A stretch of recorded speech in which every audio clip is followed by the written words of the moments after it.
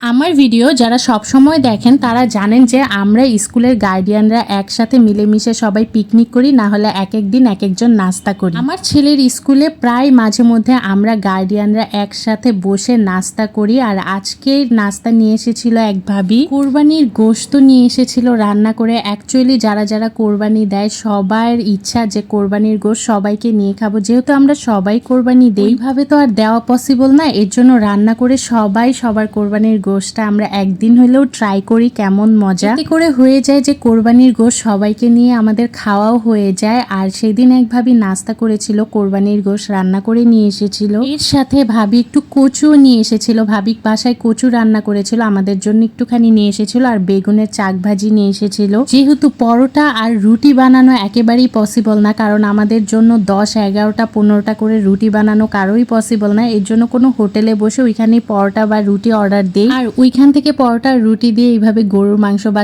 যেটা আনে সেটা দিয়েই টেস্ট করে দেখি আমরা কেমন মজা হয়েছে। আর ভাবির হাতের এই কচু রান্নাটা যে এত বেশি ভালো লাগতেছিল, রুটির সাথে আর লেবুর সাথে তো বেশ মজা লাগতেছিল, বাট ভাতের সাথে যদি খেতাম তাহলে আরো বেশ মজা লাগতো। এরপর নিয়ে নিলাম কোরবানির গরুর মাংস। ভাবি কোরবানির গরুর মাংসটা কোরবানির ঈদেই রান্না করেছিল, আর আমাদের জন্য কোরবানির গরুর মাংসটা ডিপে উঠায় রেখেছিল। তারপর সেটা গরম করে নিয়ে এসেছিল। আমি তো ফার্স্টে রুটিও খেয়েছি, এরপর একটু পরোটা দিয়েও টেস্ট করে দেখলাম, আসলে ভীষণ মজার হয়েছিল। এখন আর কিশোরী বয়স বা টিনেজ বয়সের ওই বন্ধু বান্ধব নাই যে একসাথে বসে গল্প করব আর খাবার খাবো। এখনকার এক এক বয়সে এক এক বন্ধু বান্ধব হয়। এখন দেখা যায় আমার বন্ধু বান্ধব হয়ে গিয়েছে আমার ছেলের স্কুলের গার্ডিয়ান, ওরাই একসাথে উঠা বসা করি, একসাথে গল্প করি, একসাথে আড্ডা মারি এবং একসাথে খাবারও খাই। বয়সের এক একজন এক এক রকম থাকলেও সমস্যা কি, আমাদের মেন্টালিটি কিন্তু পুরা এক। এখানে হিন্দু মুসলিম সবাই কিন্তু একসাথে। এবং এখন আপনারা যদি ভিডিও দেখে মনে করেন হিন্দুরাও গরুর মাংস খেয়েছে, কিন্তু সেটা তা না। তারা কিন্তু একেবারেই গরুর মাংস খায় না এবং তাদেরকে আমরা আলাদা করে ডাল ভাজি অর্ডার করে দিছি।